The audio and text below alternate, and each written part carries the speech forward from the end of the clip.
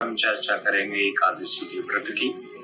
श्रावण मास की कृष्ण पक्ष की एकादशी को कामिका एकादशी कहते हैं। तो हम इस एकादशी का व्रत कब करेंगे, कैसे करेंगे और इसका पारायण कब करेंगे, वो हम आपको बताएंगे।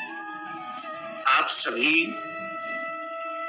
कृष्ण भक्त जो मन क्रम वचन से एकादशी का व्रत करते हैं, सभी के लिए आप ऐसे ही शुभ कार्य करते रहें, क्योंकि एकादशी का जो व्रत है ये हम सबको बहुत सुख प्रदान करने वाला है।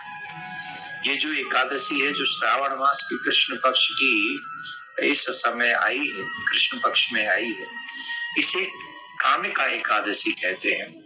और इस दिन भगवान श्री विष्णु की पूजा हम सभी करते हैं, मतलब श्री कृष्ण की पूजा करते हैं, नारायण की पूजा करते हैं। और इस दिन ये एकादशी बहुत ही शुभ मुहूर्त में है।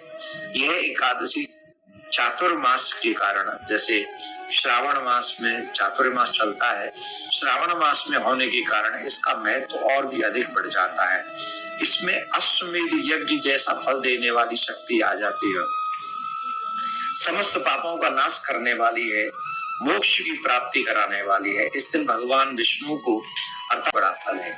तो अगर हम लोग इस दिन नारायण शालिग्राम पर अभिषेक करते समय तुलसी दल चढ़ाएं तो उसका बहुत बहुत महत्वपूर्ण होता है। इतना ही नहीं, एकादशी के व्रत करने से बुरे कर्मों से भी मुक्ति मिलती है, पितृदोष से मुक्ति मिलती है, और बहुत सारी बातें और भी मान्यताएं मानी गई हैं कि एकादशी के व्रत करने से पूर्व जन्म के कई जन्मों के पापों का नाश भी हो जाता है।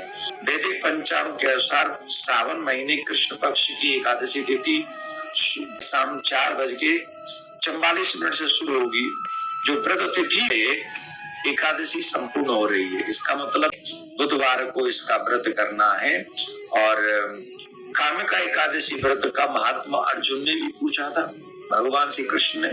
तब भगवान श्री कृष्ण ने कहा था कि पितामह भीष्म ने भी इस एकादशी का बहुत बड़ा महात्म बताया है नारद जी के पूछने पर।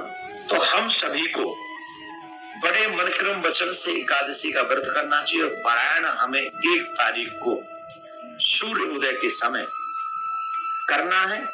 और उस समय बहुत शुभ होगा कि अगर हम और आप सभी एकादशी जब पारायण कर रहे हों तो ब्राह्मण को भोजन जिमाएं, गौ को कुछ ग्रास खिलाएं और नारायण भगवान को स्मरण करके ज्यादा से ज्यादा जाप ताप करें।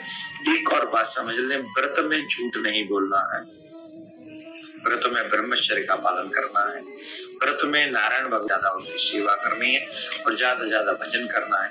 जितना भजन आप एकादशी के दिन, कामिका एकादशी के दिन करेंगे तो आपकी समस्त मनोकामनाओं को पूर्ण करने वाली, भक्ति और मुक्ति प्रदान करने वाली एकादशी का व्रत है। तो आप भी करें।